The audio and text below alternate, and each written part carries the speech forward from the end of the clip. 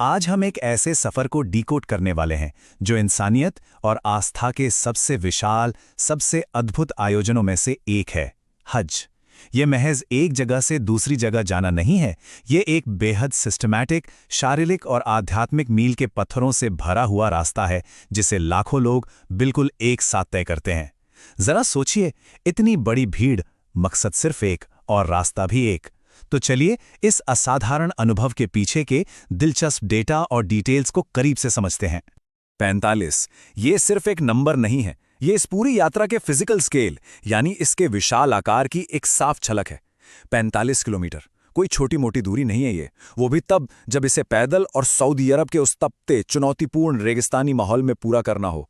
ये जो भारी शारीरिक चुनौती है ना, जो थकान है और उसे पार करने का जो अटूट जज्बा है, वही इस सफर का असली आधार है। शरीर की पूरी परीक्षा और आत्मा को जगाने वाला एक गहरा अनुभव। और दिलचस्प बात यह है कि ये 45 किलोमीटर की यात्रा कोई सीधी लकीर नहीं है।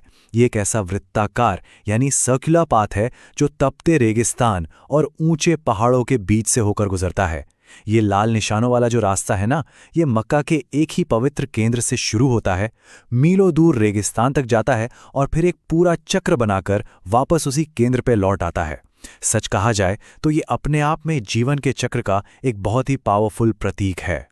तो आइए इस सफर के शुरुआती कदमों को क्रोनोलॉजिकल तरीके से समझते हैं, जो मक्का के बिल्कुल केंद्र से सफा और मरवा की ओर बढ़ते हैं। इस यात्रा की शुरुआत होती है एराम से। ये बिना सिले हुए खास सफेद कपड़े होते हैं। इनका मकसद बड़ा सीधा है, पूरी तरह से समानता और पवित्रता। मतलब इस लिबास में राजा और फकीर का कोई फर्क नहीं रह जाता, सब एक जैसे दिखते हैं। इसके बाद उस प्रतिष्ठित काले घनाकार ढांचे यानी काबा के चारों तरफ 7 बार परिक्रमा की जाती है, जिसे तवाफ कहते हैं। लाखों लोग एक साथ एक ही लय में सोचकर ही रोंगटे खड़े हो जाते हैं।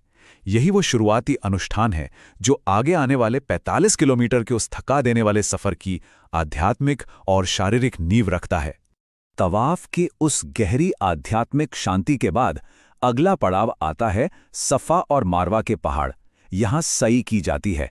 इसका मतलब है इन दोनों पहाड़ों के बीच ठीक 7 बार पैदल चलना या दौड़ना। और यकीन मानिए, ये कोई आम वॉक नहीं है, ये बहुत ही सख्त शारीरिक मेहनत का काम है। ये उस ऐतिहासिक घटना की याद दिलाता है जब पानी के लिए इन पहाड़ों के बीच हताश होकर दौड़ लगाई गई थी। ये कदम साफ कर देता है कि ये आस्था का वो रूप है जो पसीना और अथक प्रयास मांगता है। अब पूर्व दिशा की ओर बढ़ते हुए शारीरिक थकान के बाद एक बहुत बड़ी तैयारी के लिए छोटा सा ठहराव आता है, मीना की ओर प्रस्थान। मीना पहुंचते ही नज़ारा बिल्कुल बदल जाता है। ये जगह रातों रात एक विशाल अस्थायी शहर में तब्दील हो जाती है। जहां तक नजर जाएगी सिर्फ सफेद तंबुओं का एक अंतहीन सिलसिला दिखेगा। लाखों लोग यहीं रात बिताते हैं। लेकिन ये सिर्फ आराम करने के लिए नहीं है, ये अगले सबसे अहम दिन के लिए खुद को मानसिक और आध्यात्मिक योग से तैयार करने का समय है। जरा इमेजिन कीजिए, एक पूरा का पूरा शहर कुछ ही घंटों में बस जाता है।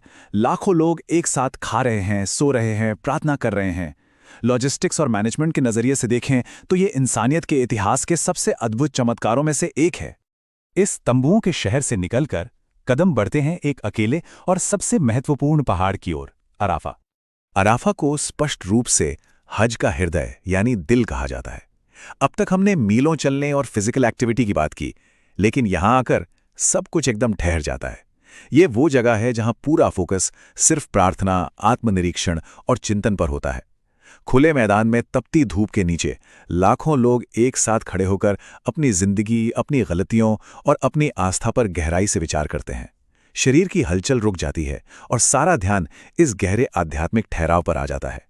यकीनन ये इस पूरी यात्रा का सबसे भावपूर्ण और जीवन को बदल देने वाला पल होता है। जैसे ही ये 45 किलोमीटर का सफर वापस मुड़ने लगता है, माहौल और अनुष्ठान दोनों में एक बहुत ही ड्रामेटिक बदलाव आता है। तारों के नीचे बिताई जाने वाली एक रात, मुज़दलिफ़ा पहुंचते ही सब कुछ फिर से बदल जाता है। यहां कोई तंबू नहीं, कोई छत नहीं। रात सीधे खुले आसमान और तारों के नीचे जमीन पर बिताई जाती है। ये प्रकृति के साथ जुड़ने का एक बेहद सादगी भरा अनुभव है, जो इंसान को ये एहसास कराता है कि वो इस दुनिया में कितना नश्वर है। और हाँ, इसी खुले मैदान में एक और जरूरी काम होता है। अगली सुबह के लिए जमीन से छोटे छोटे पत्थर या कंकड़ इकट्ठा करना। सीधे जमीन से जुड़ने का ये बहुत ही पावरफुल सेंसरी एक्सपीरियंस है। अब ये सवाल आना लाजमी है कि मुज़दलिफ़ा के अंधेरे में जो कंकड़ इकट्ठा किए गए थे, उनका आखिर करना क्या है? ये अगले बहुत ही एक्टिव फेस के लिए एकदम जरूरी हैं। जमरात पहुंचकर 3 विशाल स्तंभों के सामने एक बहुत ही स्ट्रक्चर्ड प्रोसेस शुरू होता है। सबसे पहले उन्हीं कंकड़ों से स्तंभों पर पत्थर मारना। ये बुराई और लालच को खुद से दूर भगाने का एक प्रतीकात्मक काम है। इसके तुरंत बाद कुर्बानी का अनुष्ठान किया जाता है। और तीसरा आखिरी कदम होता है बाल कटवाना या मुंडवाना, जो एक नए आध्यात्मिक जन्म, एक फ्रेश स्टार्ट की निशानी है। मुज़दलिफ़ा की उस शांत रात के बाद ये अचानक से बहुत ही ज़्यादा एनर्जी और एक्शन से भरा हुआ चरण होता है। इन सभी चरणों को पूरा करने के बाद ये विशाल 45 किलोमीटर का लूप अब अपने अंतिम पड़ाव की ओर बढ़ता है, ठीक उसी जगह जहां से ये सब शुरू हुआ था। वापस मक्का के केंद्र में आकर तवाफ अल इफादा किया जाता है। काबा की ये आखिरी परिक्रमा वो अनुष्ठान है जिसे पूरा करते ही हज की ये महान यात्रा ऑफिशियली संपन्न हो जाती है। ये उस लंबे, मुश्किल और थका देने वाले सर्कुलर रूट का आखिरी बिंदु है जिसकी शुरुआत 45 किलोमीटर पहले इन्हीं कदमों से हुई थी। ये एक बेहतरीन समापन है और देखा जाए तो एक नई शुरुआत भी।